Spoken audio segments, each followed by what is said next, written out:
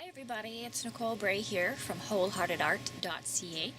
Today's tutorial is going to be on this beautiful frame which we are going to cover with mixed media art. I found this at my local, I call it my craft store, it's my local little dollar store, and I end up frequenting there almost every weekend, and I always find a fun little craft piece to do or some really inexpensive supplies. So there were 3 different frames like this that I scooped up, one of each little birdie.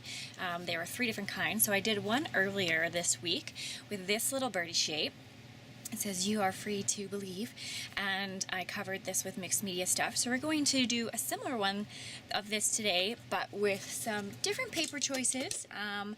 I've got this beautiful paper that I've been hoarding since I did some wedding gifts for a friend of mine. So I've had this for I think about 4 years, and I've been savoring it for a piece. I absolutely love it.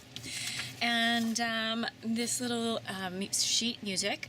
So those are the pieces, and we're going to stick with the color palette that's in the paper. I've got my teal, my gold, which is nice and shimmery, and this is another dollar store find, Crafters Acrylic. These are literally $1, and they're nice, soft, very liquidy paints, and they're a little bit chalky, which I really love.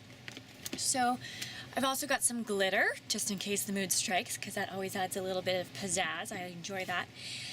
And I'm going to use some Stampin' Up products. I'm a Stampin' Up demonstrator, and so I love to use their parts, and I like to stretch the envelope a little bit and do them in mixed media pieces. So I've got some old stamp sets that I love and that will work really well with this paper. So it's the Seeing Dots stamp set from Stampin' Up, and this polka dot paisley. So obviously that paisley stamp is going to look awesome with our paper that we've picked out. I'm going to go with some black StazOn ink. I find this is the very best black ink. It doesn't change color when you wet it. Some inks that are black turn purple. To do the quote, I've got these beautiful alphabet stamps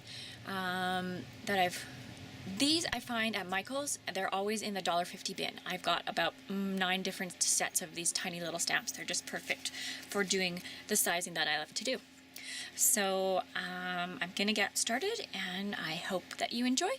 If you have any questions, make sure to email me, wholeheartedart.ca@gmail.com. Otherwise, enjoy the video, folks.